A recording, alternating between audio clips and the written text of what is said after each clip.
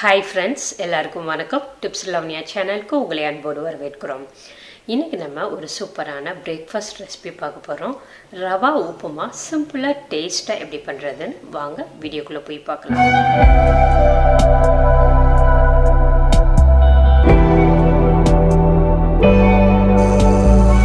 ஒரு கடாயில 1 கப் ரவை எடுத்துருக்கேன். ரவையை போட்டு பொன்னிறமா வர வரைக்கும் வறுத்துக்கோங்க. பொன்னிறமாக வறுத்ததுக்கு அப்புறமா இதை ஒரு பிளேட்டில் கொட்டி வச்சிடலாம். அடுத்து ஒரு கடாயில் 2 ஸ்பூன் எண்ணெய், 1/2 ஸ்பூன் கடுகு, 1 ஸ்பூன் கடலைப்பருப்பு, 1/2 ஸ்பூன் சீரகம், 6 முந்திரி, கொஞ்சோண்டு கருவேப்பிலை, 3 பச்சை மிளகாய், ஒரு பெரிய வெங்காயத்தை நீளமாக கட் பண்ணி வச்சுருக்கிறேன். அதை போட்டுட்டு பொன்னிறமாக வர வரைக்கும் வதக்கிக்கோங்க.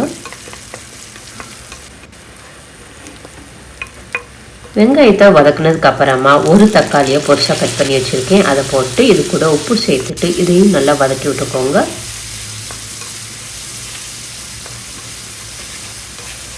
தக்காளியை வதக்குனதுக்கு அப்புறமா காய்கறிகள் சேர்த்துடலாம்.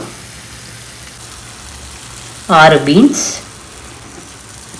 சின்ன கேரட் 1, கொஞ்சமாக குடமிளகா, இதை போட்டுட்டு எல்லாத்தையும் நல்லா வதக்கி விட்டுக்கோங்க.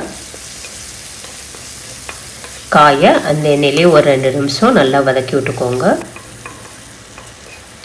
காயை வதக்குனதுக்கு அப்புறமா நம்ம தண்ணி ஊற்றிடலாம். 1 கப் ரவைக்கு 3 கப் தண்ணி ஊற்றுறேன். எந்த உலக்கில் அளந்தோமோ அதே உலக்கில் தண்ணி ஊற்றிக்கோங்க.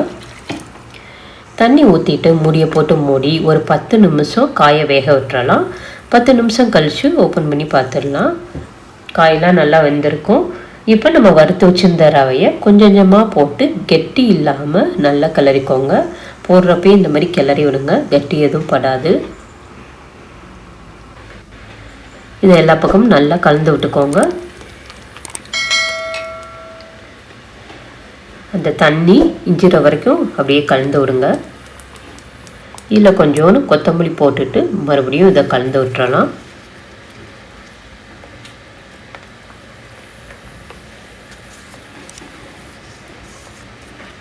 தண்ணிலாம் நல்லா வத்துற அளவுக்கு கிண்டி விட்டுறலாம்.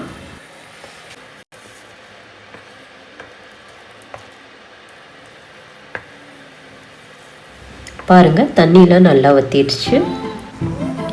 இது மேலே 1 ஸ்பூன் நெய் சேர்த்துடலாம். நெய் சேர்க்குறப்ப உப்புமாவோட டேஸ்ட் இன்னும் சூப்பராக இருக்கும். அவ்வளோதான், நம்மளோட உப்புமா சூப்பராக ரெடி ஆயிடுச்சு.